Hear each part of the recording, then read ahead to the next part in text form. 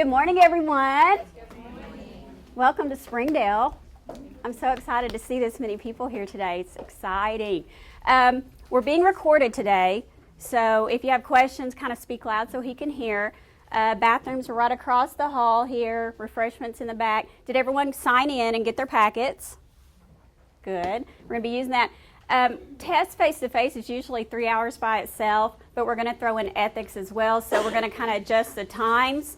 I'll give you a break, and then ethics is about an hour, so we'll go about an hour and a half, and then take a little break, and then I'll help the rest of you get logged on to Arkansas Ideas to make sure that you can visit their website and look at their training modules. So that's kind of the day, really, and then you'll do GRR the second half of the day. Any questions about that? Okay. Well, I'm Shelley Pogue. I'm the assistant principal at Parson Hills Elementary, which is literally just right down the road. And this is my email. If you ever have questions even after this training, I'm happy to help you. I'm sure your principals are very knowledgeable, but I'm just going to be a resource for you. Okay. And today, let's just kind of welcome each other here. And remember, on technology, be polite with it. Turn it to silent. I don't mind if you have to text or something like that, but when it goes off, it distracts me. I can get a little distractible, and your neighbors, okay? So just be respectful of their time here today. So I've introduced myself, but we'll go just quickly around each table and introduce yourselves, your position, and where you're at, okay? Okay. I'm Greg Witonski. I'll be at J.B. Hunt Elementary doing the ALE program K2. Amanda Laddish, pre-K at Young Elementary. I'm Cheryl Harrison. I'll be 5th grade math at Monitor. Stephanie Correa, pre-K at IRA. Mandy Graham, pre-K at Parson Hills. Yay. Nice to meet you. John Mueller, I'll be 5th grade language arts at Monitor Elementary. Angela Angeles, pre-K at George Junior. Laura Deerhead, pre-K at Parson Hills. Hey, welcome. Nikki Allen, pre-K at George Junior High. Kara Maxwell, pre-K at J.O. Kelly. Dee Dee Tucker, 1 to 6 at Sonora Elementary. Jessica Dixon, 1 to 10, special education at Sonora Elementary. Ty Davies, I'll be a tech TOSE and work out of here. Okay. Marcy Kroska, I'll be 3rd grade at Monitor. Kylie Lisco, 5th grade, Hart Elementary. Jordan Douglas, speech pathologist at Walker Elementary. I'm Marianne Davis. I'll be K-5 art at George Elementary. Chrissy Rowland, I'll be 5th grade at Young Elementary. Monica Caldwell, school psychology specialist. I'm not sure where yet. Okay. Stacy Boyette, and I'll be in special education at Turnbow Elementary. All right. Petra Bland, I'll special ed at HAR-BER Elementary. Okay, in the back table back here. Monica Nelson, 1st grade, Sonora. Angela Moore, 1st grade at Monitor. Patty Athey, counselor at Young, but I'm helping Ms. Flora for a semester. Okay. Tamara McNabb, vision specialist for the district. Katrina Anderson, 2nd grade, Turnbow Elementary. Abby Stigler, 5th grade at Turnbow Elementary. Jamie Ramsey, I'm going to teach 2nd at Monitor. Carly McCartney, 5th grade at Sonora. Christy Hampson, 4th grade at Sonora. Shannon Price, 5th grade at Sonora. Ann Vines, speech someplace. I'm not sure. Amanda Brown, pre-K at the Early Childhood Center. Okay. Carly Edwards, art at Sonora. Terry Frankham, kindergarten at Tyson Elementary. Dana Davis, 4th grade, Westwood. Tanya Cardenas, 3rd grade, Westwood. Chelsea Ariola, kindergarten, Westwood. Simbri Rust, kindergarten, George Elementary. Erin Rankin, kindergarten at Sonora. Lauren Bailey, kindergarten at Sonora. Helen Harrisley, 3rd grade at Sonora. We're going to break that path. And Julie Lee, 5th grade, Parson Hills. Hi. Stacy Delight, 2nd grade, Sonora. I'm surrounded. Dawn Loomis, I am pre-K at Elmdale. All right. Well, welcome everyone. I moved this summer, and I moved to Fayetteville from Bentonville, and I get set up in this house, and I meet the neighbor on my left. She's a Springdale teacher from Monitor. And then I meet another teacher on the right side of me, and she's Springdale at another place. And I'm like, okay, I moved all this way, and I'm still surrounded by Springdale people. And I had some people in Bentonville, too, so we are everywhere, okay, just so you know.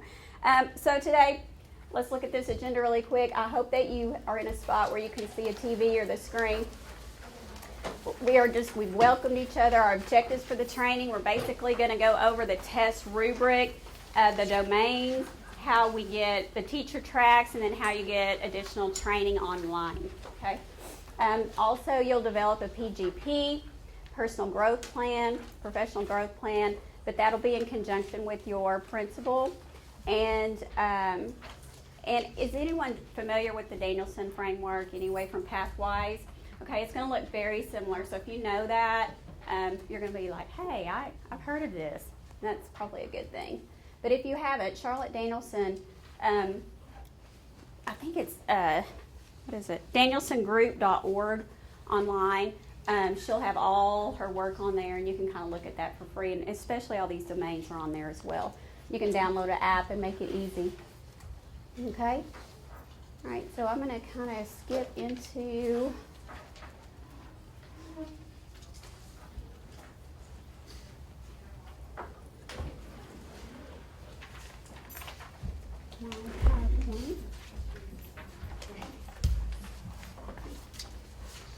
Okay.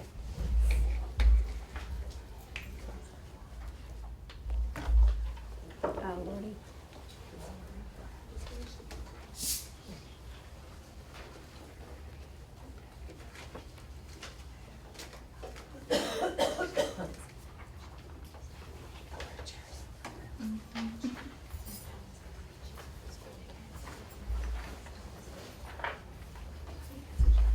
Okay. The website where you can find all this information as well is arkansased.org. So if you don't have that, that's a good one because it has not just about TESS, it has all kinds of other things you might need to know. And that's the state's website, arkansased.org. And then Teachscape and Ideas is going to be at www.ideas.aetn.org. But there will also be a link to our website under our professional development tab. Okay, so there'll be a couple of ways, and I'll show you how to get to that, but I just wanted you to have that. Ready, got that? Okay, I'm having issues with my screen. All right, sorry about that.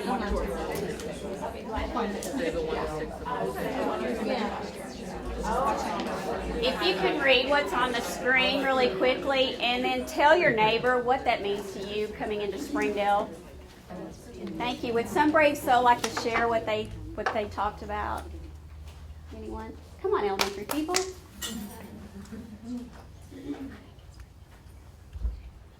Yes. We said that it's kind of that well-prepared teacher is kind of the equalizing factor. That all those other things being brought with them, it can be balanced. Yes, ma'am. At Parson Hills, we have like 94% poverty rate, 80% ELL, and a lot of our students don't know any English whatsoever. So it is a barrier. However, it's not the deciding factor in their education. So please don't ever have that closed mindset. Well, they're in poverty and there's nothing I can do about it. Or they speak another language. I can't help them. Research says, and if you've read any Ruby Payne or studied any Ruby Payne, I totally believe that. I see it every day. People overcome their situations, or they just need you. I firmly believe you were put here for a reason, and they just need you. Okay? So think about that. All right, so now we're going to kind of get into the framework for teaching, and in your packet, you're going to have a color-coded domain. It's in the staple packet.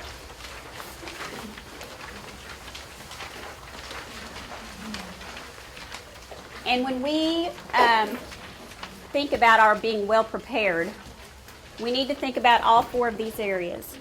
Okay? There are 4 domains, and if you look at them this way, like on the left, domain 1 and 4, that's kind of off-stage behavior. And if you even want to write off-stage on the top of that, that means your principal isn't going to observe you doing those things. You're going to have to prove that in other ways, artifacts or those kind of things, right?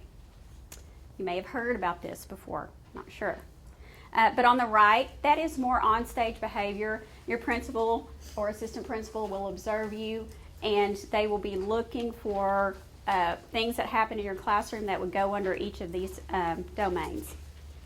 Okay, so let's kind of talk about those for a second. All right, domain 1 is planning and preparation. And that is where, on 1A, demonstrating knowledge of content and pedagogy. If you want to, at the same time, you can open your little book. And in the yellow section, the very first one is 1A. And that says knowledge of content and pedagogy. And then it kind of explains it a little further. And we're going to go kind of over this, but I just want to give you a brief overview of how to look at these things while we're in session. 1A on the next page, on page 3, is the rubric, and it's in 4 areas: unsatisfactory, basic, proficient, or distinguished. And then if you turn the page, it breaks that down a little bit further. Like, what should you see in those areas if you were unsatisfactory or basic or proficient or distinguished? Okay, so that'll be how that works. So basically, you're looking at your knowledge of content and pedagogy. That's your training. You know, what is the best way to teach mathematics? What is the best way to reach students who are struggling readers and writers? Those areas. Demonstrating knowledge of students. If you don't know that a student is a ELL 1, level 1, which is low, then you can't really make sure that your instruction meets their needs. Okay, so really knowing that student well. Setting instructional outcomes for each kid, demonstrating knowledge of resources, designing coherent instruction, and designing student assessments. Okay, those are really important. And when you go to your GRR training, which I'm so glad you're getting multiple days, because when I came in I got a half day, and I had to really learn a lot of that on my own. But GRR is a great vehicle to help students understand a lot of these things, and assessments are the key to trying to figure out if they understand it or not.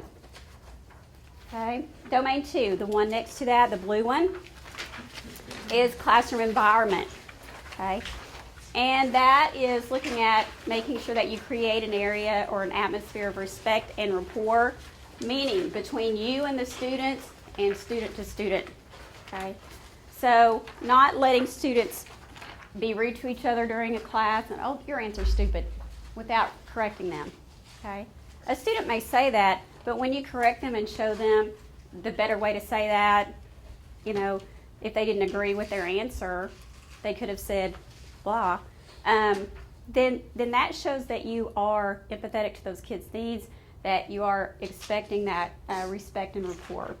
Creating a culture of learning, managing classroom procedures, managing student behavior, organizing physical space.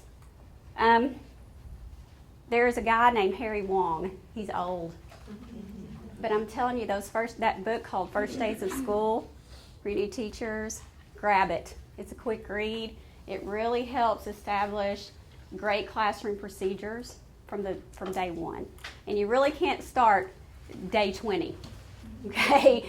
That's a little late to establish those procedures. Okay? All right, and then let's look straight down in domain 3. And that is your instruction. And that is how you communicate with the students, how you're explaining what they're going to be doing, using questioning and discussion techniques. And in your packet, you have a question stem, I believe. Yes. Right behind this page, it kind of talks about how you can communicate with kids, how you can kind of start thinking about that. But Bloom's taxonomy, I'm sure you've heard of, has questions from the low level to a higher level, and you really need a mixture of those. If you're always asking lower level questions, guess what answers you're getting? Lower level. And PARC assessment that is going to be this year is not lower level questioning. Okay, so it's more synthesizing, more evaluating, more judging. So you really have to think about making sure, and that is a conscious effort. Okay? That is a conscious effort in your planning to ask those questions. Okay? And you may not get to all of them, but always be purposeful in when you're asking questions. And so that one to me is extremely important because I see teachers that have great lesson plans, but their questioning never gets very high.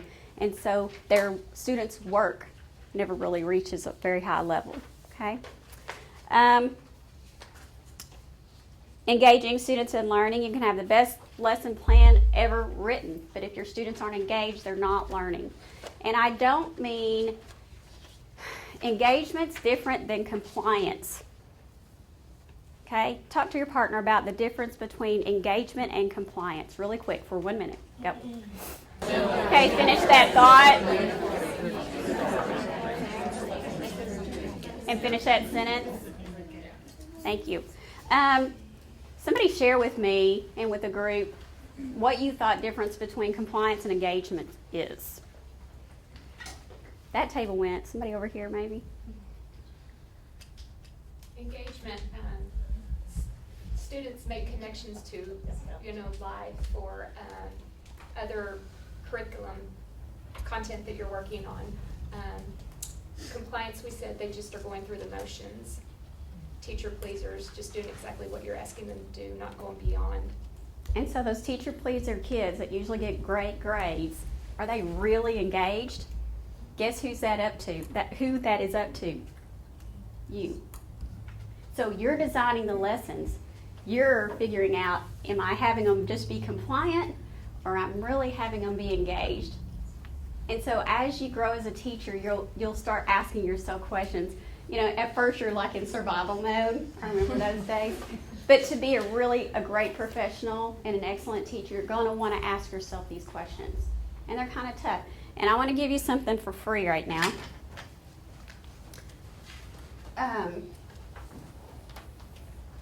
Anybody heard of quadrant D before? Okay.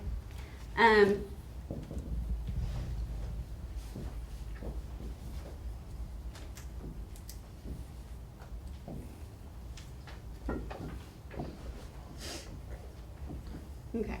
This is just quick so that you can kind of visualize this, where we're going and teaching. There's some things when you're introducing things that you need to teach the vocabulary. You need to teach some background if they don't have any schema built already in it, right? Mm-hmm. Those kind of activities mainly end up being down here in the lower levels of Bloom's. This is Bloom's taxonomy, and this is how relevant it is. She said it's relevant across disciplines. It's very engaging. It's minds-on, not just hands-on, right? So when you think about those kind of activities, and what I was talking about with questioning, if you only ask questions here and you really don't engage them in how relevant it is across the curriculum and to their own lives, they're going to forget it in 2 days probably, very soon after the test is gone, right? So think about when you're doing your lessons that you want to try to get that kid here. It's not always possible every lesson. But if you're never going there, you're never extending that child and you're never totally engaging them. Does that make sense? So when you're thinking about instruction, think about quadrant D. Write quadrant D beside it. I don't even care. Rigor and relevance, that's what it's about. Trying to be at that high level of rigor, high level of relevance. And you can Google that. It's Bill Daggett's work. And depth of knowledge. Okay. So all these kind of things will help you if you keep them in the back of your mind. Just always be thinking, did I even get to quadrant D ever this last couple weeks? I meant to, but did I really? Start thinking about that and figure out, how can I do that? How can I make a cross-curricular connection? And in some areas it's so easy. Other areas it's a little more difficult. So you can't do it for everything. And a child can't learn always here because sometimes they do have to have some foundational pieces. But like I said, if you never get there, they're not going to get there. Okay? You're leading them. They're following. So try to keep pushing up that mountain, right? All right, so instruction, using assessment and instruction, you'll have lots of assessment opportunities. You'll have map assessments. You'll have the park. You'll have the ELDA. In kindergarten, you'll have the quals assessment. So there's lots of opportunity. And then there are teacher formative assessments as well. And I want you to think about formative assessments in this way. It forms your decisions on what happens next. It's not the end all, okay? So when you're given assessments in your classroom, even if it's a spelling test, please use them in a formative way, okay? Don't let it end there, or else it was in vain, okay? Because students need to understand that what they're doing is for a purpose. And when they take assessments and you take the time to say, I noticed you're still having trouble with the dropping the E, and whatever, let me help you with that, okay? Or whatever it is. Those assessments need to drive instruction. And if it tells you that the whole class didn't get it, what does that tell you? Reteach. Think about it a different way. If a few students didn't get it, what would you do? Maybe a small group. But always be using that data to help yourself get better. And when you're better, they're stronger as a student as well. Okay, demonstrating flexibility and responsiveness. Sometimes when you're teaching a lesson, it just flops. Sorry. I mean, have you ever done that? You're like teaching and like, everybody's blank staring at me right now. So you have to just kind of be on your feet and just say, hey, I got to change that up. And when a principal's in your room and they see you do that, that is a high level, that you're aware, that you are understanding by walking around, looking at their notes, looking at whatever, that they're not getting it. You can change, okay, and go at it a different way. All right. And professional practices is number 4. Again, that's one of the ones that are off-stage behaviors that you kind of have to have evidence for. That's reflecting on your teaching, maintaining accurate records, communicating with families, participating in a professional community, growing and developing professionally, and showing professionalism. Those are pretty self-explanatory, but they're in more depth in the green section of your book and also online. Okay.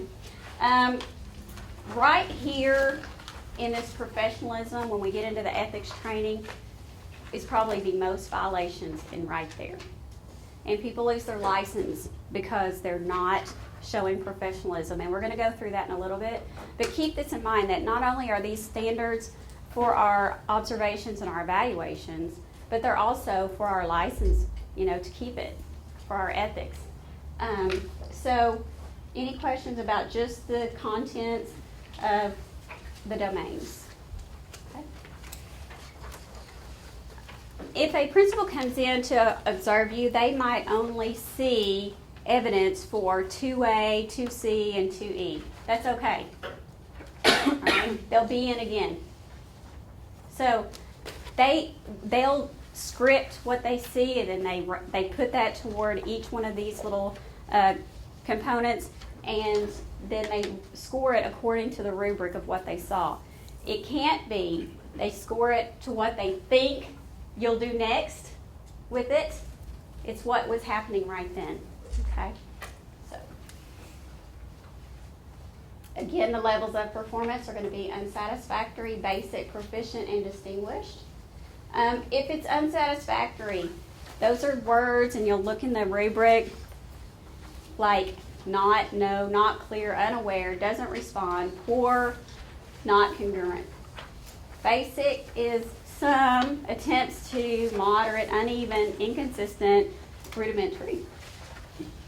Proficient is consistent, high quality, timely, accurate, appropriate, clear, effective, high expectations. And distinguished is, the way I remember this is all students, and they are basically running it. They are able to take care of it. I don't care what grade level. They've got that procedure down. They're engaged. They're adapted for all individuals, fully aligned, extensive. And Charlotte Danielson said, distinguished is a nice place to visit, but don't expect to live there, because it's very hard to stay there. Just like it is very hard to stay here all the time, just kind of keep in mind that different lessons could look different on any given day. Okay. The principal's looking for evidence that's factual, representative, relevant, free from bias, and no judgments. For example, if I felt like technology should have been used in that lesson, that's a bias of me, and I can't use that. Okay, so principals have gone through 100 hours of training and taken 2 tests to be able to evaluate. Okay, so teachers usually on tests take 20 or 21, including the 3 hours. So in comparison, they've had quite a bit more, and hopefully they're more prepared to evaluate. But just keep in mind that they can't say things like that. Okay, they have to be judgment-free and bias-free. All right, and then one of the reasons why Arkansas went to this new evaluation system is a lot of it is inconsistent. I was at another school. I didn't get evaluated for like 3 or 4 years. And then one time that I did get evaluated, they said, fill it out, and then we'll talk about it. That wasn't really professional conversation to me. I mean, I'm sure other people have had it because administrators aren't sure what to do, and there's no real forms, and I can see why. If you don't have a uniform way of discussing things across your whole school or district or state, then sometimes it becomes meaningless, or it doesn't get done at all. And especially if administrators don't see any value in it, why are they going to do it? Okay, so let's think about professional conversations when we think about TESS. Because if somebody could have been more specific with me about my knowledge of content pedagogy, I could have really focused on that in my professional growth plan and gotten a lot better in that or something. Okay, it's more specific, I think, for each individual person. It helps build your strengths and also your weaknesses. Because if you can be reflective and the principal's right beside you helping you, it's a win-win. Okay? All right. Again, why are we doing this? I think everyone knows. It was inconsistent across the state. A lot of people just had little checklists and real no conversation about it. Okay, and that just kind of goes through the rubric again. This is a more transparent way for evaluation systems to be done, and even charter schools can choose to do that. As, of course, preschools can do that. I heard a lot of people in here from preschool. And it's trying to link curriculum, professional learning, and targeted support to help teachers. And I do think that that's true because your professional growth plan comes exactly from the data that's been collected. Okay, so I think it's really a great system. And that's just a little graphic that says everything surrounds student outcomes. And so for you to have help with the standards if you need it, or policy, evaluation, everybody is in it together to help student outcomes. Okay? All right, I heard a few of you were not just teaching. And let's see, was there a school psychologist, a couple of you here? Okay. You're on a different rubric. So I'm going to give you that. Anybody else wants this? Speech pathologist. Okay. And these are new this year. Didn't have those last year. Anyone else? I thought it was more. Which are you? Speech. I don't know if it's different for vision specialists.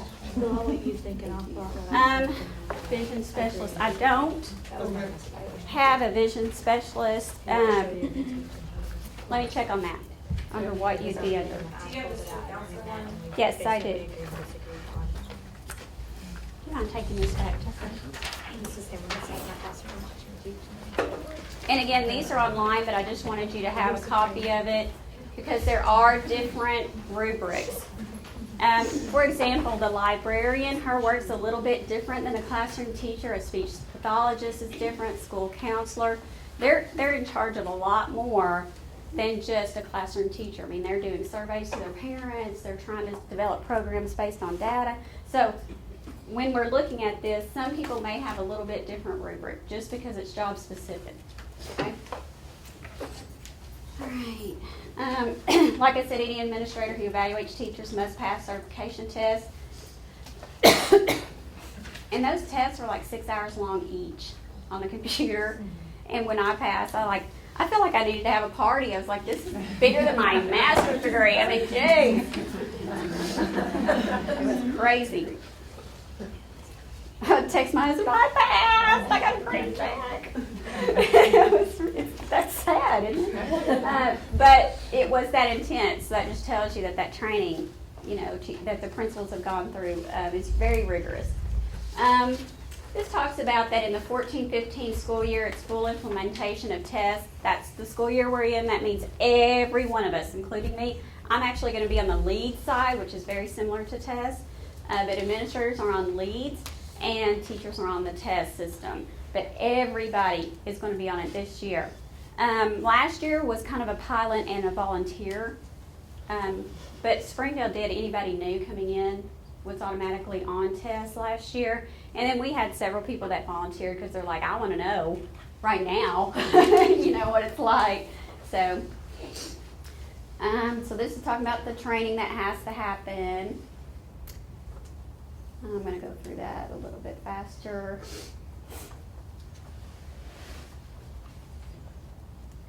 Okay. Now let's talk about the teacher tracks. You have a worksheet that in the very front of your packet that looks like this, and it's on display for you.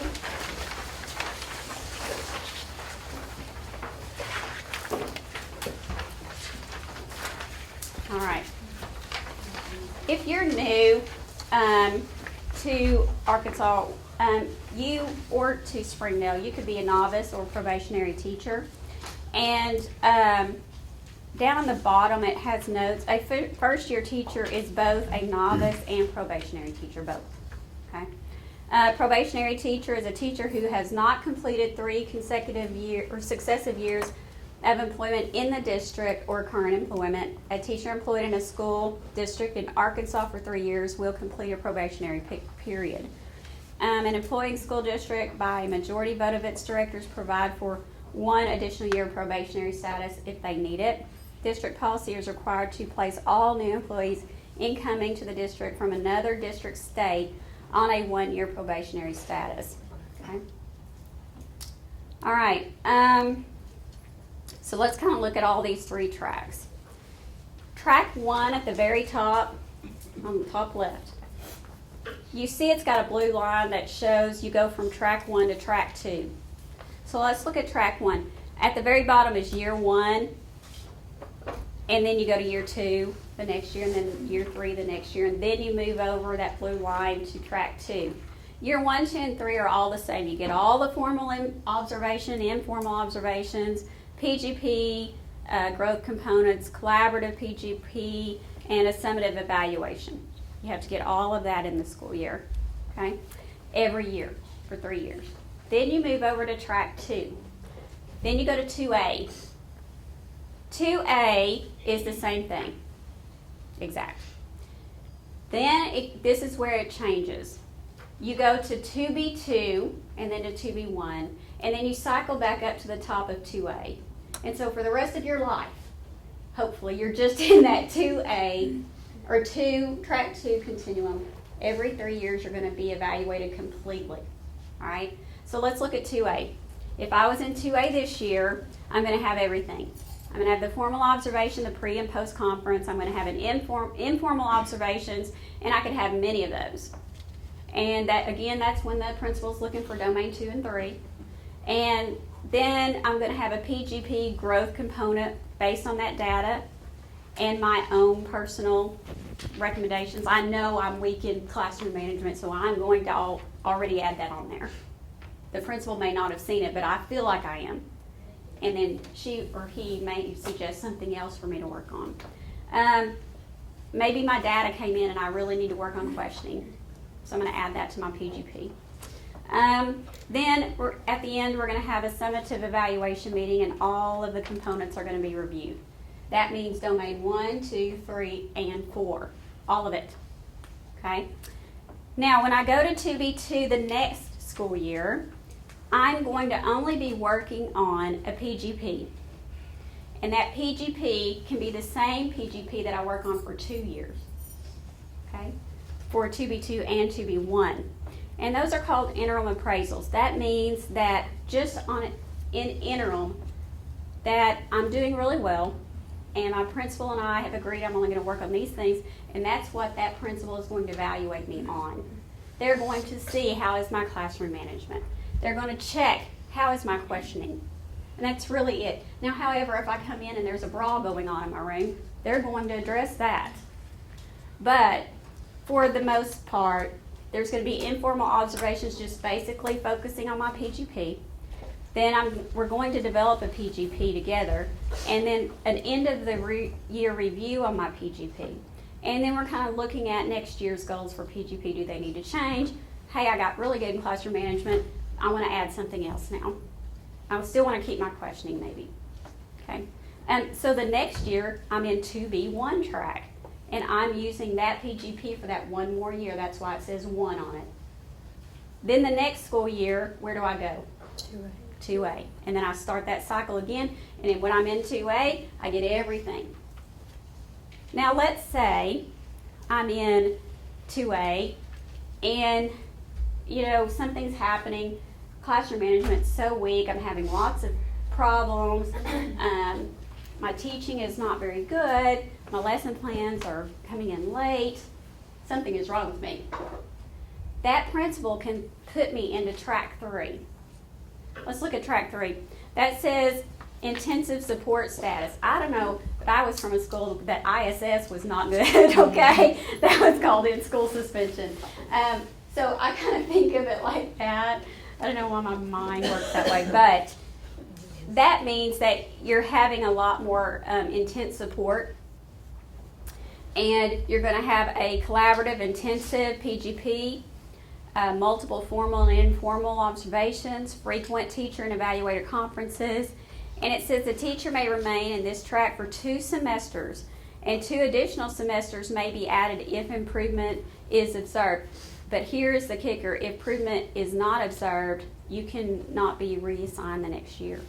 Your contract would be non-renewed. So don't get yourself into track 3, right? Do everything you can not to. So if you have some observations that come back in the basic or unsatisfactory range, take those very seriously and work on that area. Not all would be, but I've seen some basics and they weren't bad. It was just a few little things they could have done differently. Okay? So be thinking about that. Track 3 would be more for unsatisfactory. Okay? And it doesn't have to be just, it could be just one evaluation that's unsatisfactory, or it could be a couple. Right? So let's look. Track 1, year 1, 2, or 3, you could go into track 3 from there. But you see that little arrow, that dotted line means if you go in year 1, track 3, you can't go back out to like year 2. You're staying in that area. If you're in that for a year and you're making progress, they may move you up. That's up to that principal. Okay. But you can see if you're in 2B2 or 2B1, you can't go to track 3. Do you see that? But where do you think you could go? Anyone know? You could go back up to 2A, and then after 2A Yes, you could ma'am. go in. You could go to 2A. They would add all those observations again. Okay. So just this is how the tracks work. So I'm assuming everybody in here is going to be track 1. You will be getting everything, which is a good thing. Okay. Lots of support for you. Any questions on that? And I kind of talked about the cycles. If you started at 2A, then you go to 2B2, then you go to 2B1. If you started, not everyone in here or in our entire school can be placed in the same track at the same time. 4 principals, can you imagine? If all of your staff was in track 1 or track 2A, just think about that for 1 minute. That's a lot of work. Okay? I mean, honestly, and I know other principals, we've talked, when we do just one evaluation, it might take just 40 minutes in the classroom or so, but to actually type all that up and look at the data and check all their evidence, it might take me 2 to 3 hours, one. So if all your staff was on this, it would be very, very hard to get anything else done other than TESS. So they have allowed principals to kind of spread their teachers out over the tracks, and they basically divided their other staff into 3. So some are in 2A, some are in 2B1, and some are in 2B2. Does that make sense? So you might come into a school where other people are already in 2BA, 2B2, 2B2, or 2B1. That's because they've been allowed by the state to just kind of evenly spread them out, if that makes sense, so that they're in a cycle since this is brand new. Okay. So in cycle 3, it says year 1, if you're in 2B2, then you go to 2B1, and then you go to 2A. Are there any questions about how it rotates? All right. PGPs. PGPs are the foundation of all teachers' growth, especially for teachers in the interim appraisal process. Remember, that's all they are working on is that PGP at that step, those 2 years. Do you guys have PGPs in your packet this time? Okay, well, online, there'll be a PGP form, and I've got some that I'll pull up in just a minute if I can, that are examples at an elementary lower level, elementary upper level PGP, and I'll kind of walk you through that.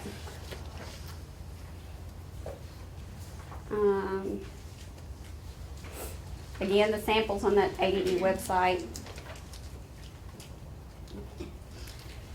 The evaluation is going to be 75% of a class period, or at least 45 minutes for a block schedule class.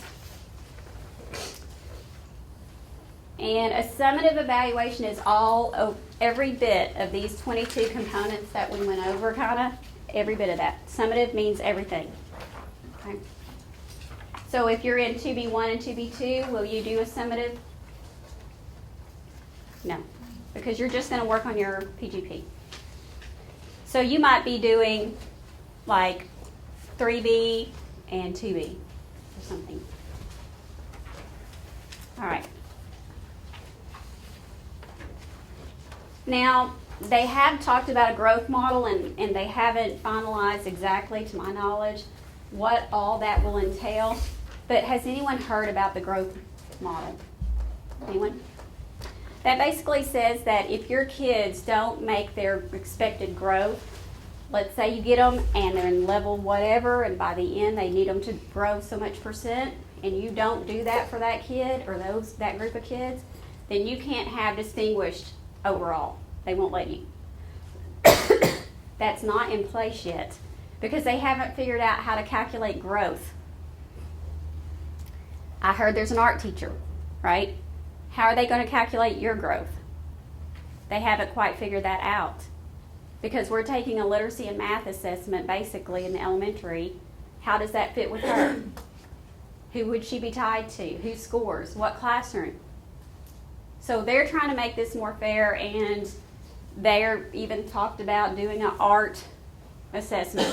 So I don't know. So for right now, that's all I know. Nothing. Okay? Well, like a few years ago, New York went on strike, and all the teachers were not teaching because they didn't like the way that they had their growth models. And so like the music teacher was tied to the literacy or the math, and just because that teacher didn't make it, then he wasn't making it, and they were paid on bonus, so like they weren't getting their bonus pay. It was a big deal. And so they did work it out. I have a friend that's a principal there where they did take music assessments, and they had an outside company write it and score it and the whole thing. So I don't know where Arkansas will go. Okay, and this talks about, a few of you said you were Pathwise trained or that you're familiar with it. She has a book, Charlotte Danielson, that's a 2007 and a 2011 framework for teachers, framework for teaching. So any of those two books would be great for a book study. If you thought you needed more information, maybe you and some colleagues could do that. Okay. All right, now I'm going to try to find that PGP.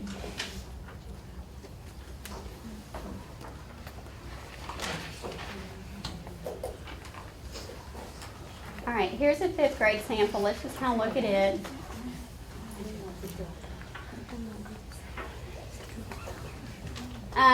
It talks about school, group, or teacher problem of practice, and that could be more individualized, or it could be a 5th grade group, or it could be a school-wide problem.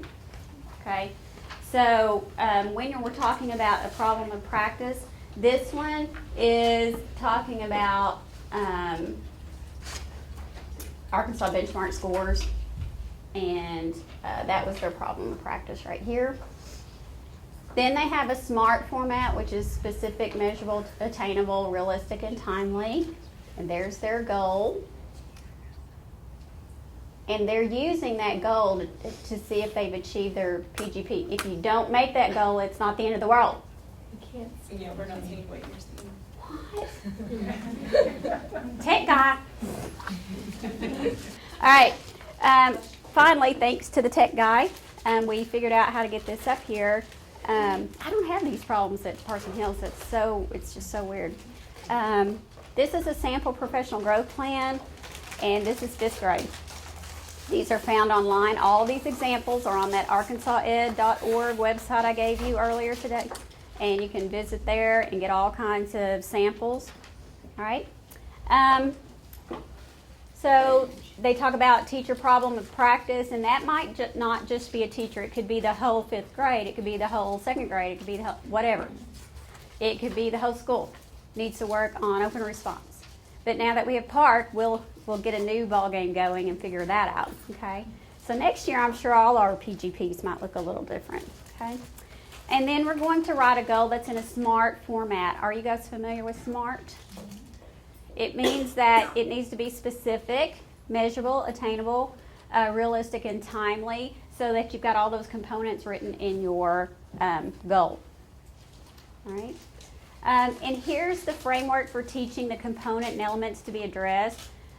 So like on this one, they're going to work on 3B and 3C. 3B is questioning, and 3C is engaging students. So on this PGP, that's what they are working on. Okay, yours might look totally different. Do we get to pick which skills we work on, or do we? You can, but it's in collaboration with your principals. So if they see something that the grade level needs to work on, they will add that. Okay, they have discretionary power to do that. But of course, it is your plan, so you're going to want to make it relevant to what your needs are. Okay. And then it talks about. Okay, and PGP's changed over the course of last year on the website. And so some of this may or may not be relevant right now, because I noticed when I looked at it online, some of this was not there. But I'm going to show you the one that was on there the last time I looked and copied it. What will change in your practices if you're focusing on those components? What will change, or what will be evident when the principal is looking? And then what would you expect to show as evidence or artifacts for that change? And on this one, it might be lesson plans or trainings. You may observe other classroom teachers. That may be part of this. Okay. And what would you expect your students to see if you incorporate that change, or if you get better in that area? Okay. And what evidence for your students, like they might have more open responses. Their benchmark scores are now PARC. They might have a project-based learning thing that they've completed. Now here's a sample growth plan, and I really like this because I actually use this in my own PGP. It's kind of like a timeline to get all this done. Does that make sense? Like, if I'm going to focus on these 2 areas, how am I going to get it done? I can't get it done all at once, so I need to spread it out. And I never put anything in April because guess why? That's testing month. Don't do that because realistically it won't get done. Okay, it'll just stress you out. You don't need that in your life. So just basically, started in June. If you had gone to any PD, then August and so on. And on this one, in April, they did say that they were going to reflect and revise their PGP. And did you see rule the benchmark? Okay, that was when it was in April or March. And then here's a sample reflective narrative that you have to fill out at the end of the year when you review your PGP. Okay? And this is based on everything you and your principal have done to decide what your goals are, and then how successful were you in attaining those goals. That's all the PGP is. Do you have any questions about it? Yes. Can it be a multi-year plan? Something that you may not be able to finish in You 1 year? can, yes, especially if you're in 2B2 and 2B1, that's all you're working on. But yes, it can be a PGP that you're using, even if you're in track 1 for multiple years, as long as you're kind of tweaking that a little bit, because you don't want to have to stay on the same thing for 3 years. You want to try to get better at that and move on to something else, okay? Because our scope of practice is huge, and there's lots that we could be working on, right? All right, let's talk about training online. Does anyone have a teacher account on Arkansas Ideas? Not a training one, not a student one, but a teacher one. Okay. We don't have computers out today, or I would help you get logged in. That's why I left my email contact information, because if you can't get logged in, I can help you. Okay? And because it's a little bit of a complicated process if you haven't gotten that already. Okay? Because it wants you to have a STEN number, and then you have to go to Tryon to get a number. It's just like crazy. So, let's go. Does it follow you if you're changing districts, or is it all change? Okay, well. Yes, but you'll have to go in and edit your district and change it in your profile information and your co-op, if your co-op changed. Okay, so those are the two things you'll need to change, because it gets specific to your school even in Springdale. So you'll click Springdale, and then there'll be a drop down, and it'll ask what school are you at. Then it asks what co-op are you at. And if you have changed your address, Northwest. Yeah, because I think I'm at the Orange Board. Yeah, you're changed. So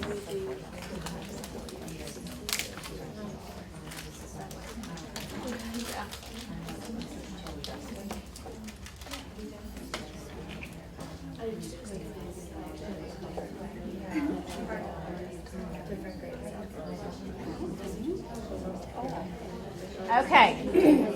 You can see the screen. Hallelujah. When you go to do some test training online on Arkansas Ideas, you can come here to the Springdale School website and you hit staff, and right there is Arkansas Ideas, right there on the front page. You can click there and log in. Okay. Also,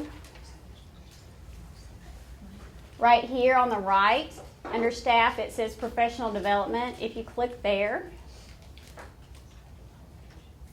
and there's Miss Kim Glass. It has some information on the side here, but it also has forms here. Like here's TESS. Here's, let's go back to PGP.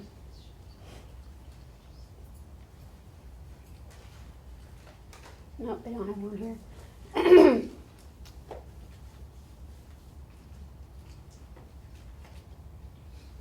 But they do have the Arkansas Ideas.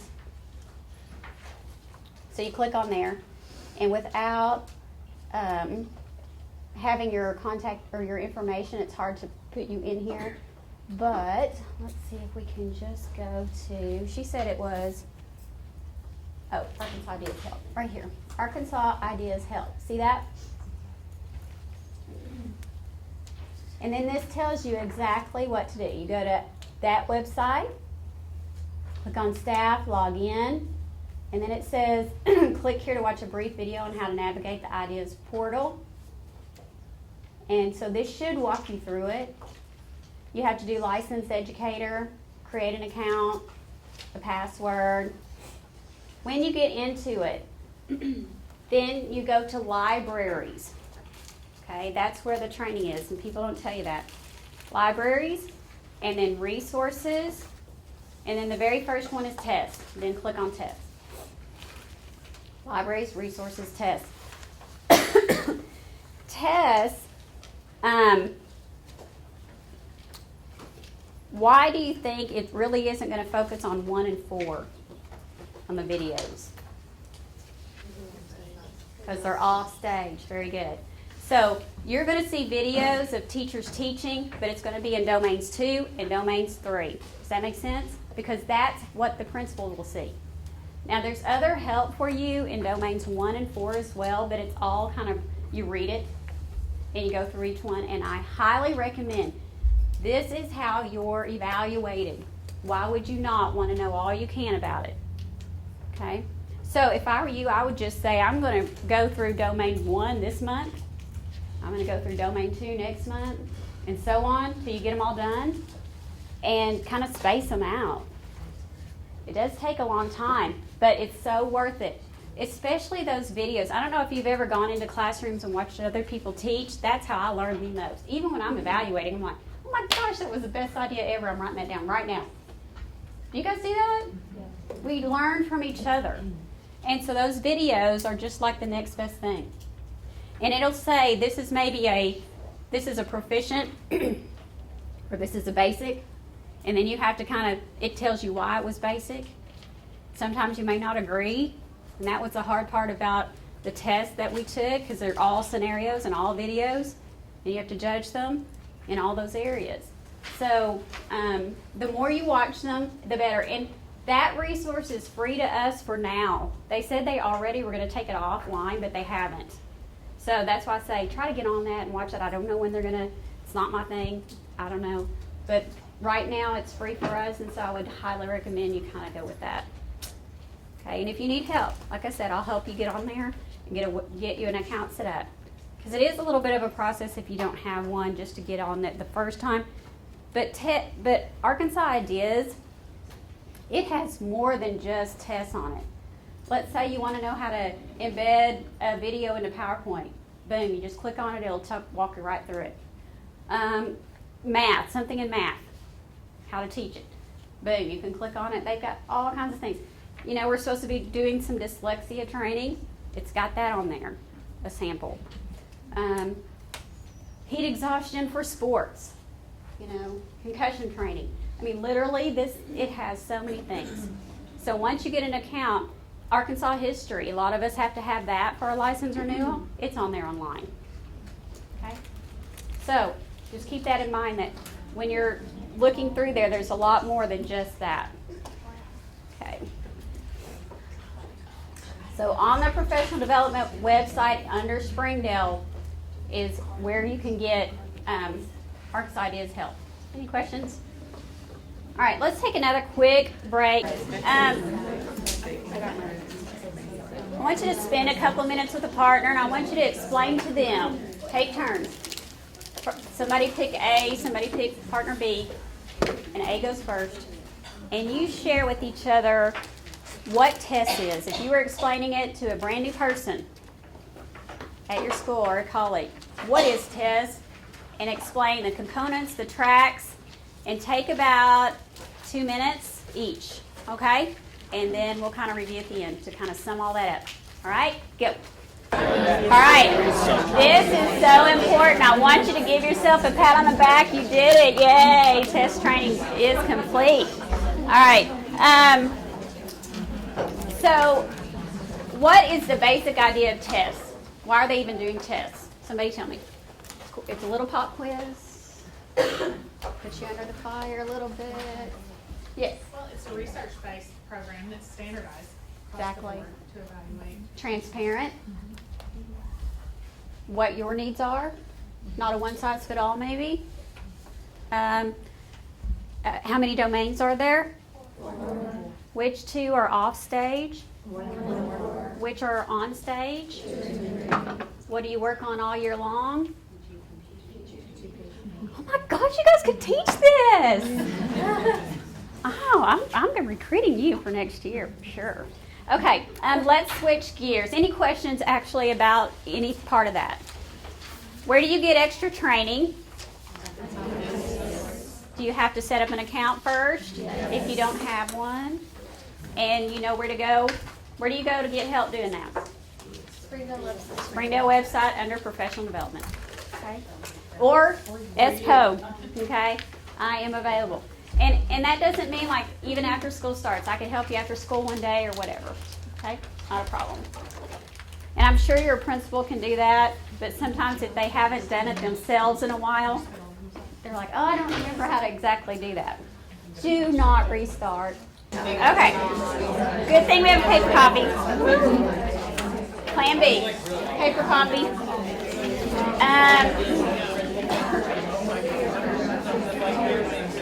There's a book that I want to suggest.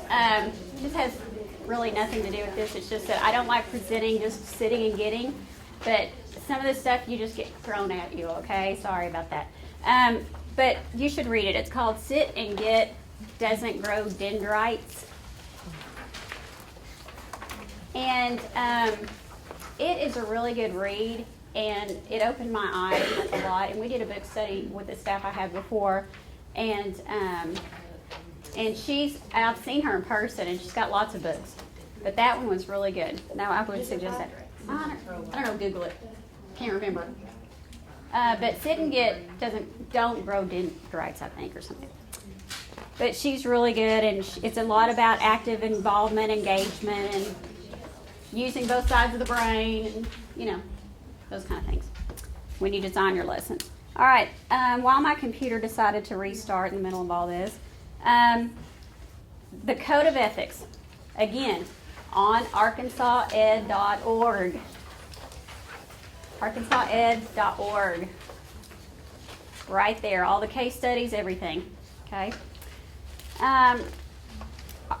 Educators are bound by a code of ethics. Do you mind starting my computer again or getting it maybe up there if it will? In a minute.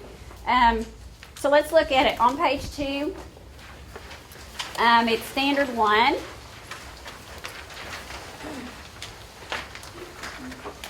An educator maintains a professional relationship with each student, both in and outside the classroom. Remember, which of the domains has to do with your professionalism? Domain 4, showing professionalism. Standard 1 is the you'll see on my PowerPoint if I can ever get it up there. I don't know. Put in your stuff. Is the one that has the most violations to it. And for lots of reasons.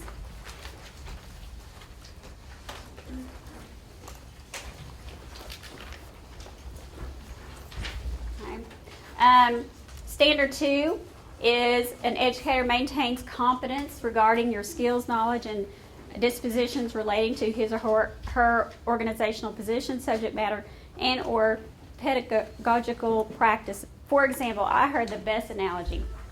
Back in the day, when they used to have LASIK surgery, they actually cut away part of your eye. It would take months to get over, right? Now they have LASIK surgery, and they just basically do a little laser and you're good to go, right, within hours. If you were that doctor that back in the day never changed, although research kind of came and said, hey, there's new technology out there, there's new ways of doing it, better, more effective, best practice, but you didn't change, that would be in violation of Standard 2. Do you understand that? In that analogy, I kind of related to that. I was like, you wouldn't want to go to that doctor, right? You don't want to be that teacher either. That's not being the best that you can be. Okay? Hey.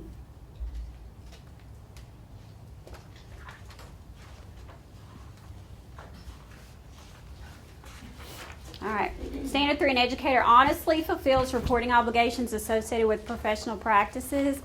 Some of those might be, he was saying he was a special ed teacher. Some of these are about special ed, like not holding annual reviews and changing the dates to or have people sign that really weren't there. Okay? You had to have test grades in, but you kind of made them up. People do that kind of thing. Next page, Standard 4.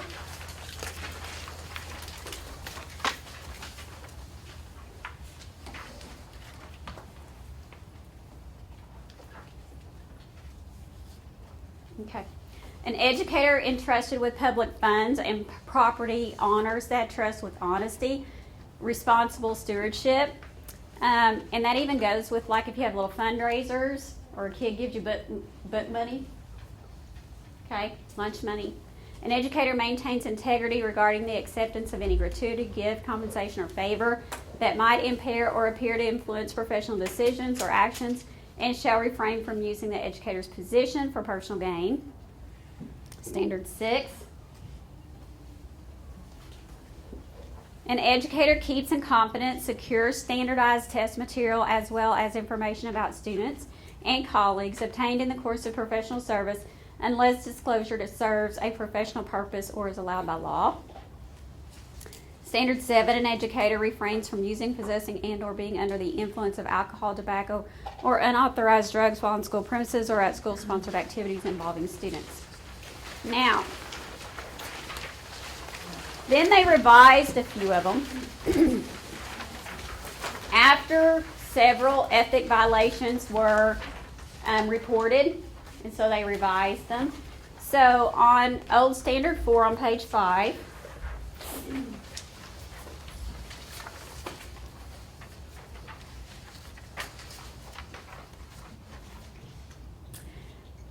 they added the underline, including school-sponsored activity funds. That is where a big problem can happen because let's say you're in FFA and you're doing fundraisers all the time and you've got people turning in money and you didn't receipt it or you didn't deposit it and you kept cash in your pocket. It got stolen.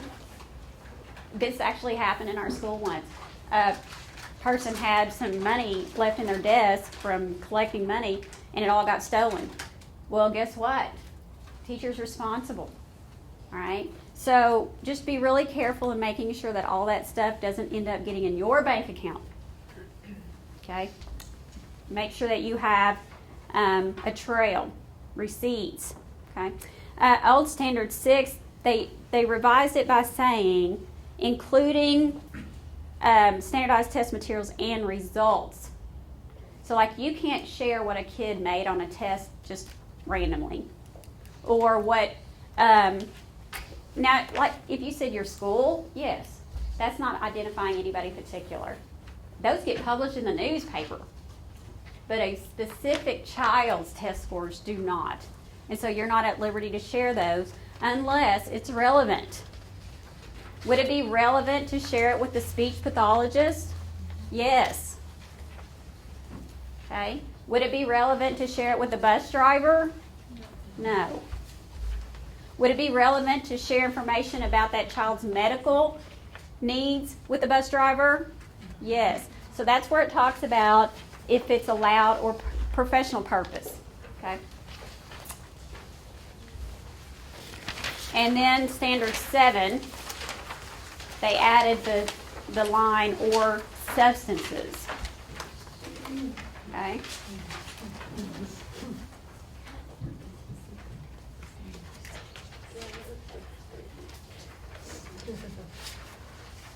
All right. And so since it talks about through the end of fiscal year last year, 2013, they received 652 allegations of violations of the standard, and then they received an additional 92 allegations relating specifically to the testing standard, which is 6, for 744. So then on the next page, page 7, is the breakdown of kind of how that went last year. Which one had the most? Standard 1, which is professionalism, right? And professional relationships with students and teachers and parents and community. So you can see where a lot of those have come from. All right. And then again, more were added under Standard 6 after the testing happened. So now it says, any educator in a supervisory role, that means principals too. It used to be just superintendents really were in charge of reporting ethic violations, and the principal would tell them and they would report it. But now anyone can do that if they're in a supervisory role, or if he or she observes or has reasonable cause to suspect that an evaluator has violated Code of Ethics Standard 1. Failure to submit the ethics violations could actually get the principal's license in trouble. Okay. And then it says beginning March in 2014, a school district must check ADE database, and it says under construction, so I don't even know if that's ready or not, to determine whether the state board has taken action against that person's license in the past. Okay? And then let's, talk about, it talks about sexual abuse because that was the number one reason people got a violation. Doesn't that just seem sick? Yeah. When I was reading this PowerPoint like a month ago or something, I was like, I would have taken their license. I mean, I was the Judge Judy, I was just like, no. But some of these, I'll show you some scenarios after this. I didn't print them all for you because they're online, but so that you could see, yes? Okay, it says in a supervisory role, but when you go into the sexual realm, we're all mandated to report anyway. Yes. So we would have to report But you that. would report it to DHS, not ethics. Okay. You could report that to your supervisor and they can take care of that. But ethics is different than a DHS or against the law, although they might be the same. Right. They could be both. Sometimes it's against ethics and not against the law. For example, it's not against the law for you to have a beer at Pizza Hut, okay? But if you're supervising kids on a trip, and you do, it is. But it's still not against the law, but it's against ethics. So see a difference? It could be both. It could be one. Okay. All right, so anyway, it talks about, I had to look up voyeurism on the end there. I did. It's on my phone because I was like, I better remind myself what that is. Does anyone know what that is without looking? Julie? Huh? Yeah, spying while people are undressing or having sex or something. Like peeping toms. Hey, a new word. If you didn't learn anything, you learned voyeurism, okay? Don't tell them I taught you that. So that is the part I don't want you to say out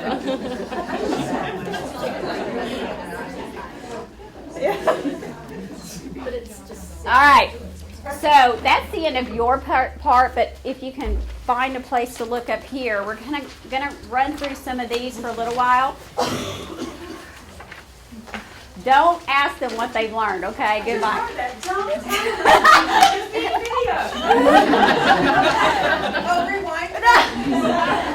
One of them is voyeurism. I didn't even know what that was. I had to look it up. So they didn't know either, which is probably a good thing. So, all right. Here's the scenario. Engaged in conversations with the girls on his sports team in which he discusses the sex life of one of the other players and then question that player in front of the other players regarding her relationship with boys. What standard is that? And it could be more than one. What ethics standard? Okay. It is. And remember, you have to keep that professional relationship. And the investigation was sustained, and they issued a written warning on that one. That's where I told you I would be Judge Judy. I'm like, whatever, you're out for so many years.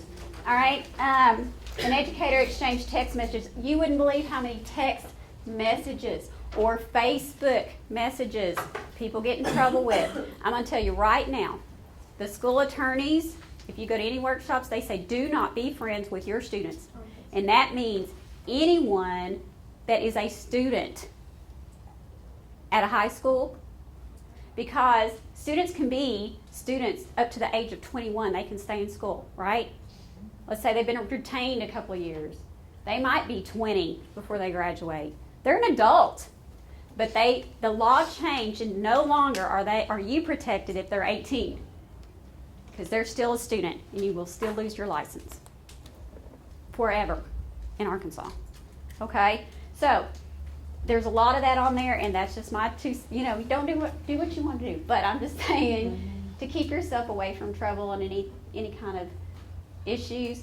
Really, there's no need to be friends with them on Facebook or following them on Twitter or, anything like that. Now, I am my kid, all right? I watch him.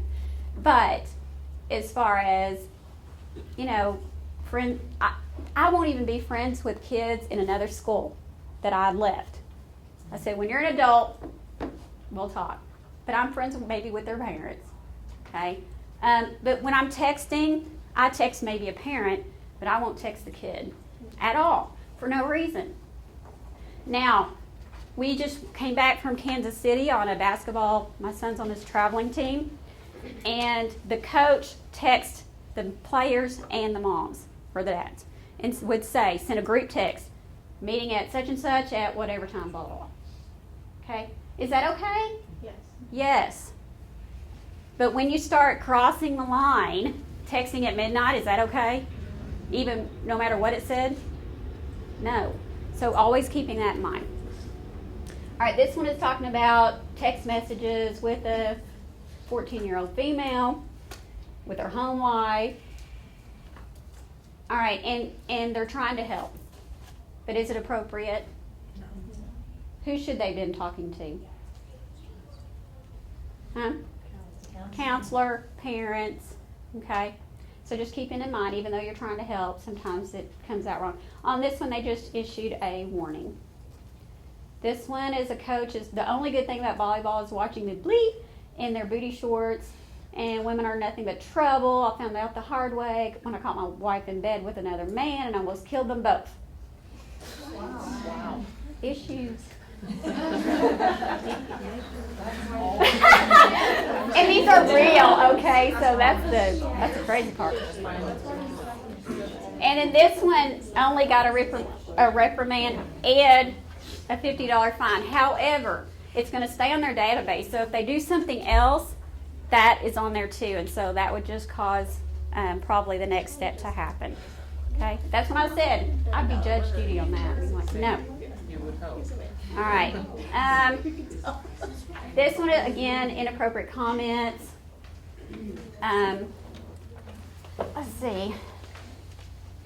Female players switched jerseys in front of a male coach, and some of them had their sports bras on.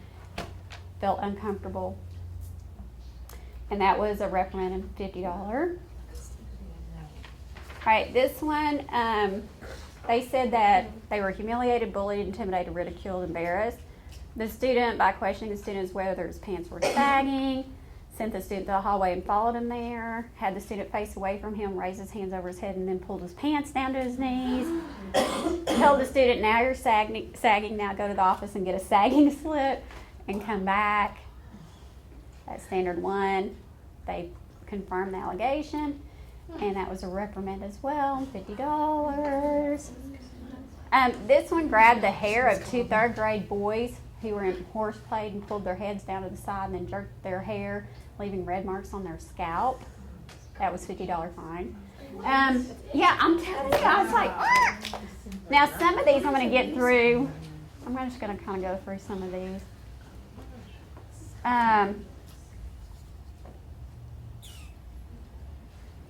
This is when the kid was cursing and the person grabbed him and then he cursed again and then they both wrestled.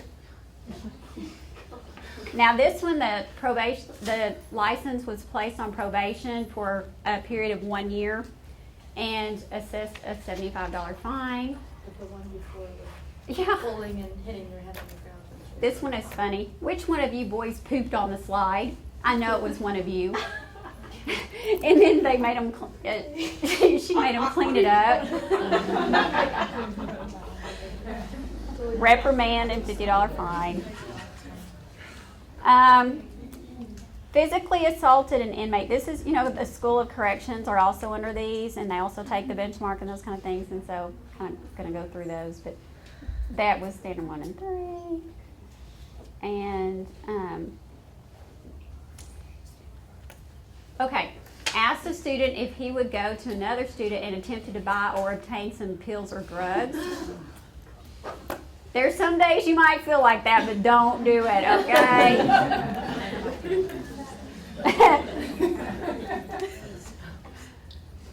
Anyway, so basically the teacher learned that they were thought they were selling drugs and they were going to put up their own sting operation, okay? So they got a reprimand. And however, if they were taking it for the purpose of taking it, they would have probably lost their license for at least a year or two and completed a drug program and all that. All right. Brought a firearm and ammunition onto campus and leaving both unattended in her vehicle. Okay? And they did say they found it, and they put her license on probation for a year and imposed a fine. Then this is another one that brought a handgun in her purse and then didn't safeguard her purse, and then it got stolen. It was loaded. Yeah, loaded. And that, again, was on probation for 2 years and fined. I know. I mean, This one, while in a chat room and communicating by web camera, performed a sex act in view of an undercover officer he believed was a 14-year-old female and solicited sex. And that, they said they wanted the license permanently revoked. So, I told you, I was reading these and I was like, what? Whatever. Now, they can, instead of getting their license permanently revoked, they can submit their license to the state, which is a little bit different, but they can't ever get it back anyway. So it's basically the same. Okay? Hi, Heather. Can you talk to this young lady real quick about a key situation? Okay. Educator engaged in inappropriate texting, sexting, and exchanging inappropriate photographs with a female. Can you believe people do this? No. Said they also inappropriately touched a female student, kissed female track members on the forehead, spoke to female students about sex, would be willing to have sex with another student if they were of age, drove junior high track team members in its personal vehicle without parent consent, allowing team members to ride in the bed of his pickup without seatbelts on public streets, permitted unlicensed students to drive his vehicle on campus without an adult in the vehicle. Permanently revoked. Thank goodness. All right, and let's just talk about that for a minute. The district doesn't like you to transport students in your vehicle either, okay? And we don't. Because of that reason, if you had a wreck, the parent could say, you did not have permission to take my kid home, okay? So just be very careful. They might be stuck there for hours. I've had kids be there till 7 o'clock. Your administrator will deal with it. But just know it's never good to do that because you could put yourself in an ethics violation. Okay. Even though you're trying to do good, right? Sometimes it could backfire. All right, invited a female student to his house. Not good. Sent texts, calls, emails.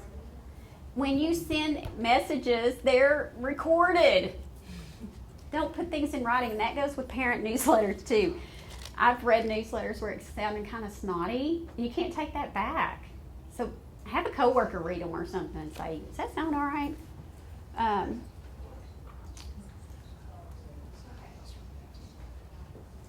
All right, this one was, even though the kid was 18, and she was a babysitter for them, or for him before, this is where they overturned that and said that because there's still a child in school until 21, if they're in school, that they're not only code of ethics but also illegal. And so the state board permanently revoked the educator's license. This talks about just because something is legal or is determined to have been legal at the time, and that's when it changed because of this case. She was 18, so it was like 2 consenting adults, but after that they changed it to say, we don't care if they're 18. If they're still in school up to the age of 21, which Arkansas allows, they're protected. Okay? So, voluntary surrender of license. This is what I was talking about. On this one, before they took his license, he volunteered it. Okay. But when they volunteer it, it's a permanent revocation so that they can't ever get it back in Arkansas. All right, this one is touch one of his 6th grade female students on the butt, inappropriate comments, inappropriate pictures on the cell phone to kids, inappropriate texting. Oh, and here's a good one. This person needs Prozac or something because look, confronted a student about wearing and spraying a particular brand of deodorant. Demanded that the student open his backpack and remove his personal items. Grabbed the personal items from the student and began to holler at him about wearing and spraying the fragrances. Loudly complained to other teachers in an upset voice about students using fragrances and products and that the teacher and substitutes were doing nothing about it while teachers and students were present and could hear what was being said. Okay. That's a violation of 1 and 6. And then, so they were investigating it. And then while they were investigating it, other allegations were filed. And then the other allegations were failed to provide equal treatment and punitive measures based on gender, embarrassed, humiliated, and bullied students, made disparaging and sarcastic remarks, called students names, negative character assessments of them in front of others, mocked students, made threats to students, confronted students and questioned them regarding letters submitted to the superintendent regarding classroom behavior, refused to respond to student requests for instructional assistance while she utilized her cellular telephone to send and receive text messages during class time. Failed and or refused to follow a student's IEP. Failed to make required modification based on student's IEP. The IEP and the 504 and their ELDA, those kids are protected. That's like a contract. And you have to do it. And so she wasn't apparently doing that and failed to follow her lesson plans and instead played a book on tape unrelated to the class so she could pack up her room 10 days before school was out. Allowed students to sleep. Changed the students' grades because she failed to follow the modifications of the student's IEP. Altered a student's attendance record so that they could not get perfect attendance. Mean. I told you. Need something. Standard 1, Standard 2. Standard 3.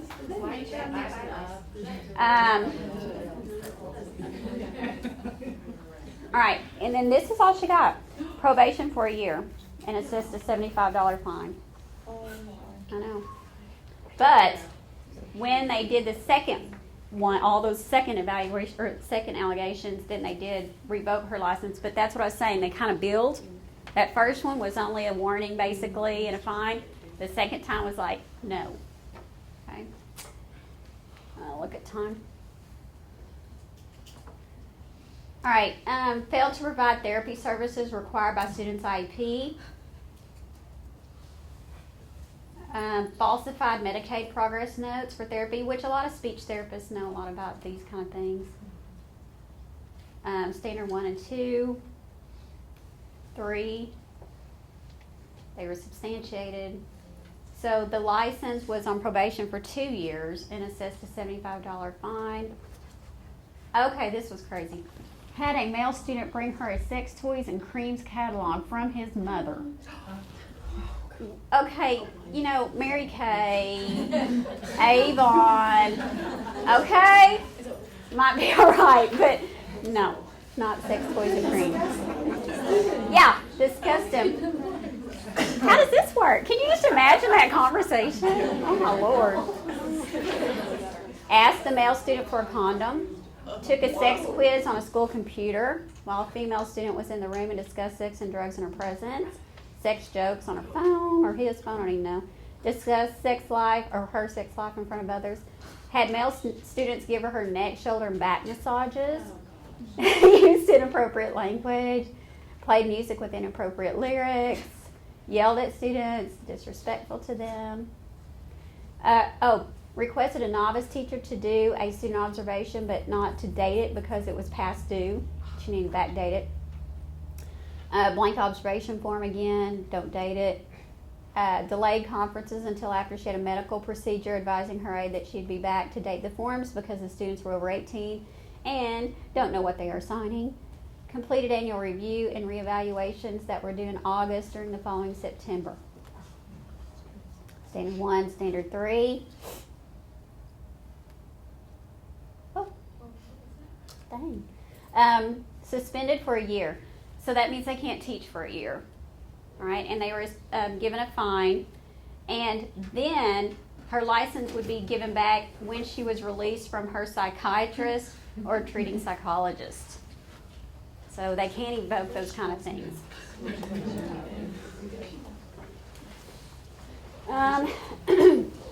This is one that burns me.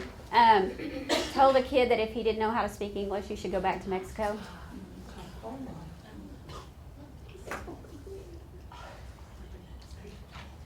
Yelled and screamed at team players, belittled them, threw a water bottle, barely missed a student, dismissed the other players and singled out a student, yelled and screamed, didn't supervise kids, intimidating, fearful. Safe practice times, having students run when temperatures exceeded 100 degrees, no water for kids, did not have up-to-date physicals and consent forms, did not allow enough off days for the athletes, failed to provide proper medical care after injuries, failed to consult with specialists, failed to use the best coaching practices, failed to notify parents of injuries, failed to produce insurance and incident reports in a timely manner, failed to maintain paperwork and documentation to meet district and state requirements. So that's Standard 1. Standard 2, that's that competency side. Standard 3, when you have your obligations to fill reports and those kind of things.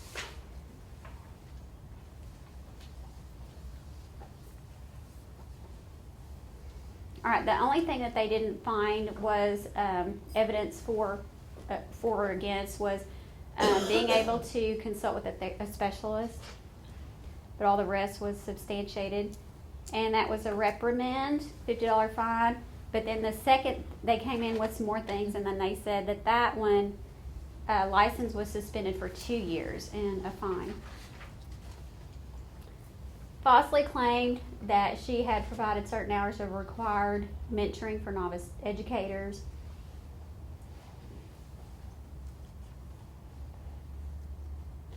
Again, that's just being able to report that with public funds. Probation. All right, and the novice teachers were also found guilty because they went along with her. You know, because you have to put that stuff in the website to show your hours, and so be careful. Do the right thing. Just because they're older doesn't mean they're wiser. Educators should have received 12 hours of PD for attending a 2-day conference, reported receiving 18 hours, but actually only went for 2. Okay? And the district paid for it, and but she didn't receive any of that training, really. They gave her a reprimand and a $50 fine. An educator failed to keep accurate records, falsified records in her handling of a school-sponsored book fair. Loan to self, never good. License on probation and a fine. All right, this one falsified time and travel records for a homebound student, and it couldn't be verified. So making sure that paper trail if you do homebound services.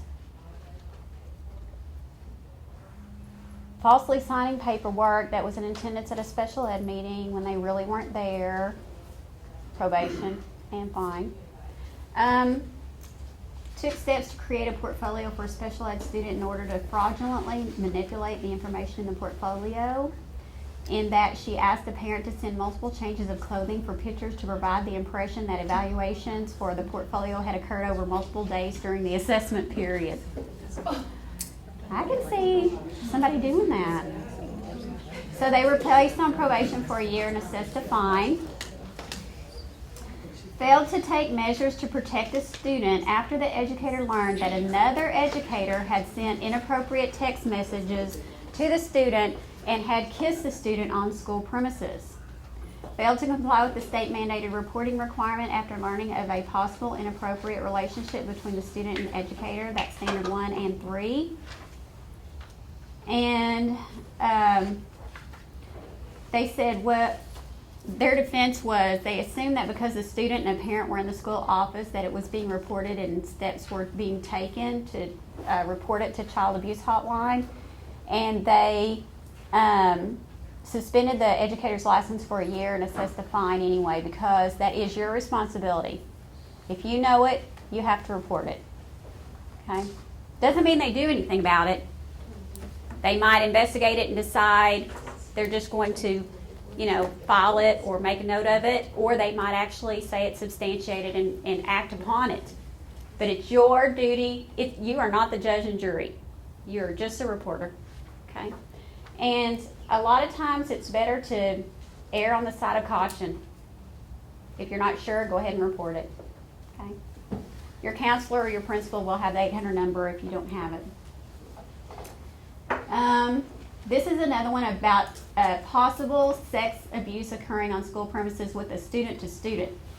And they failed to take necessary steps to protect the children being abused. And then the investigation revealed a pattern of abusive conduct occurring among students in the restroom, which occurred over a period of months. The educator, as well as other educators, had been advised by the school principal not to report the abuse, but that she would handle the matter. No report was made by any educator. The educator's name was placed on the Maltreatment Central Registry at the Department of Human Services.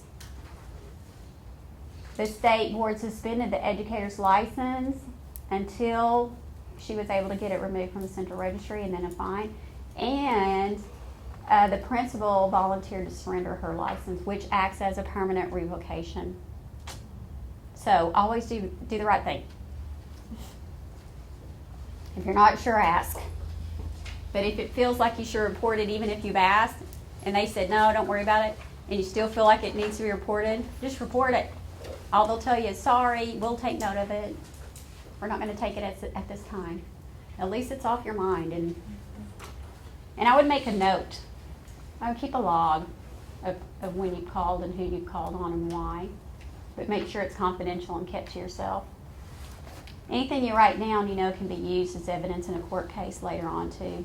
So you have to kind of decide if you're going to keep it or not keep it. But failed to provide adequate supervision of his students so that they were able to install proxies on classroom computers, enabling them to bypass the system filters to access porno websites.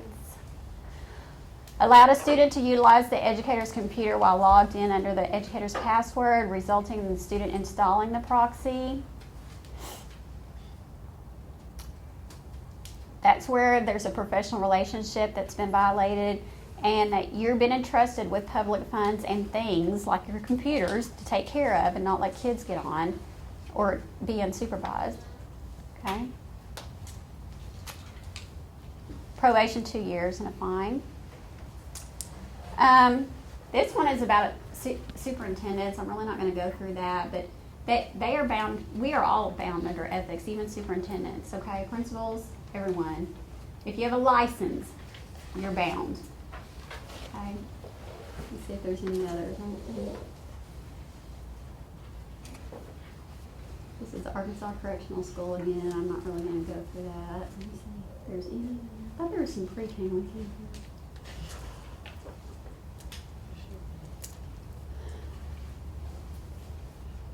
This one is read excerpts from an email message received from a parent about specific detailed health-related information regarding a student in her classroom, which was not only a violation of HAR-BER, but was alarming to the students who she disclose the information. And that's standard 6. You have to keep in confidence things about a student unless they need to know.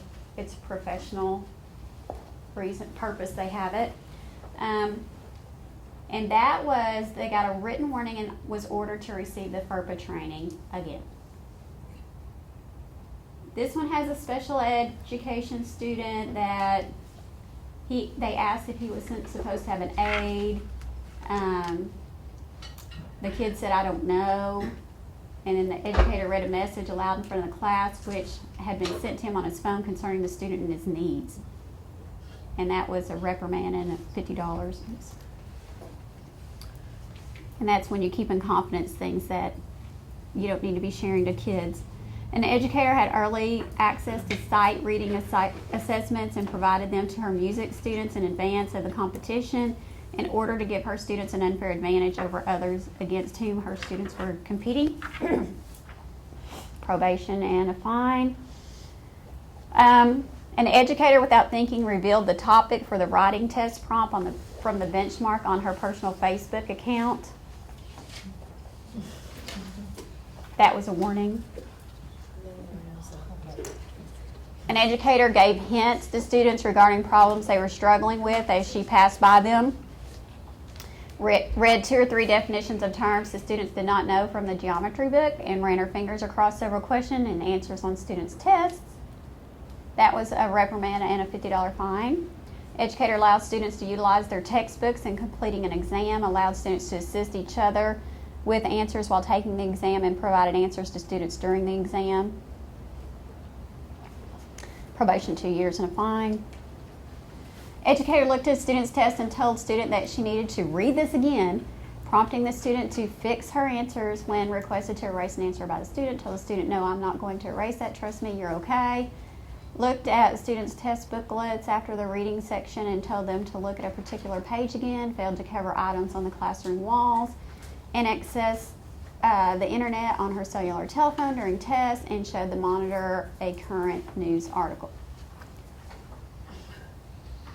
Okay, so a license is on probation for a year and a fine of $75. So when you guys get into testing season, you'll know your APs will be like making you sign your life away and giving you all this testing stuff that said training on you cannot do this, you cannot do this, okay? And that's why they're trying to protect you, okay? It's not their license on the line, it's yours.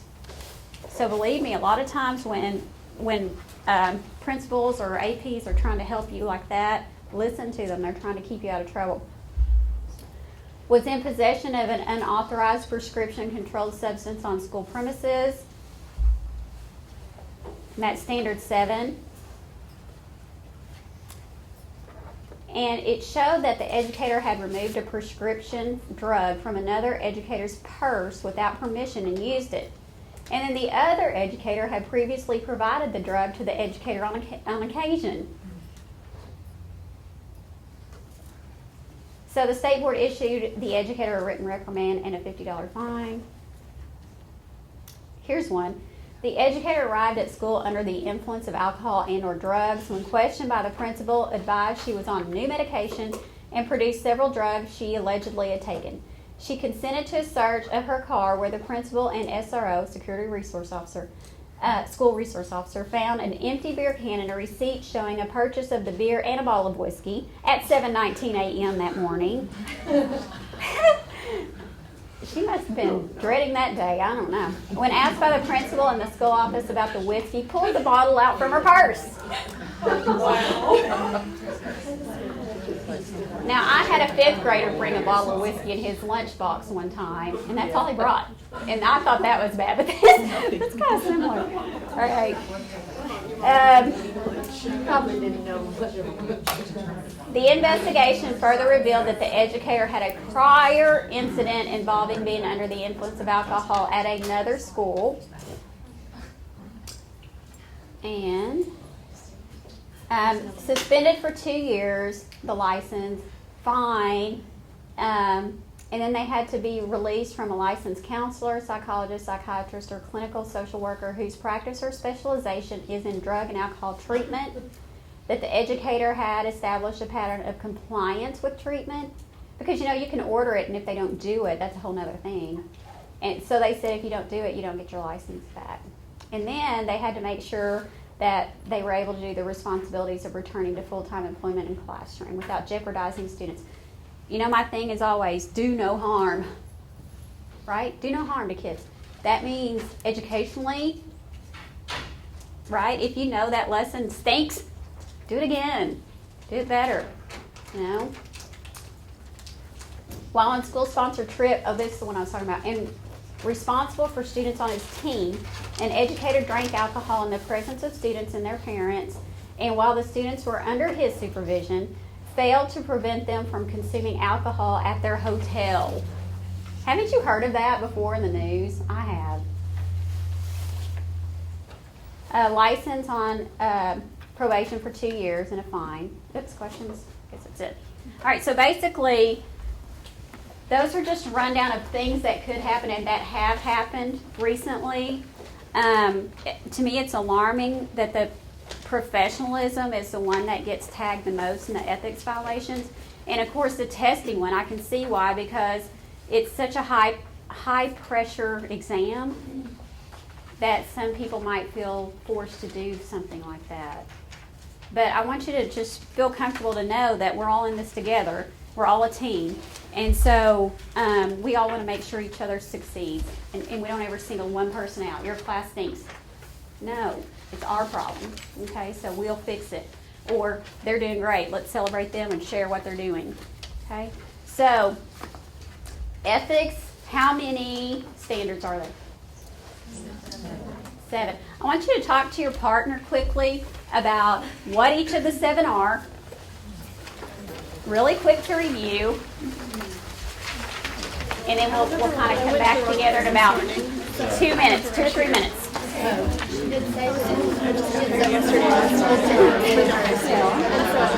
What did you say?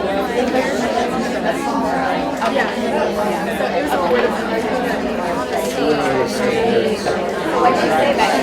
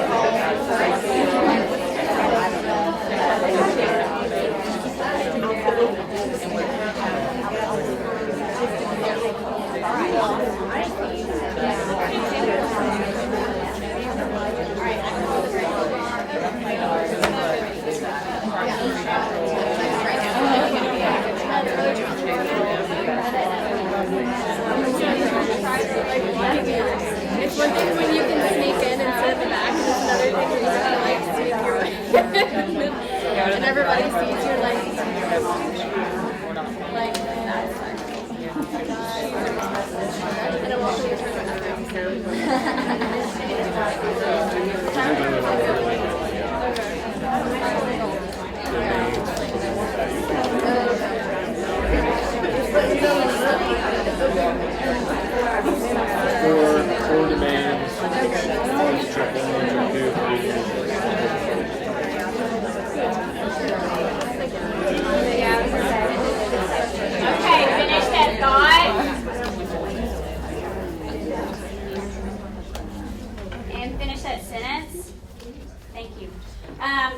So the code of ethics, basically common sense to me, but to some people, I don't know. But when you read that, so I was like, oh my gosh. So ethics training has to be done ever so often for your license renewal as well. Your principal may touch back on it just because they try to keep it a little bit in their PowerPoints. So you might already know a lot of that, but it's good to be reminded every year, or even, just because people might want to help somebody and they kind of overstep the line. Maybe they had good intentions and it just didn't end up so well for them. Do you have any questions about ethics? Anyone? Okay. A lot of professions don't have a code of ethics, right? And but we do. And so, because we are professionals and we're regarded in such a high way by so many kids, it is important for us to make sure that we adhere to those so that we don't cross any lines and we don't hurt any kids. Like I said, do no harm, okay? Even unintentionally, okay? So if you do have any questions, you can let me know that, or you can look at arkansas.org or ask your principals, because they're the ones that can help you through situations, and they want to protect your license, believe me. Okay? All right, so any other questions? Because basically we're done. We got done early. Yes? It's a little off the subject, but on the fall dates for us to meet, it says September 17th or 18th. You can pick, but they're going to cap it. They are going to cap the number of people, so if you want one of those dates, you probably should talk to your principal and register really soon, because they will cap those. Because you can see how large we are already in here. There's not a lot of meeting spaces where they can hold a lot of people, so they will have to cap it. So you'll have to decide on one of those dates and register for it on the PD website. Is it required by the district, those dates? Yeah. Or, okay, we didn't know. Yeah. GRR is a huge initiative for the district because we have so many students that have English as a second language. And honestly, GRR is good teaching practice for any student. Okay? That gradual release of responsibility, and you'll learn a lot about that. But it's a really good training. And like I said, it's good for everyone. How many of you, anyone been through the ESL Academy? Okay, so some of you might already know about GRR or have heard about that.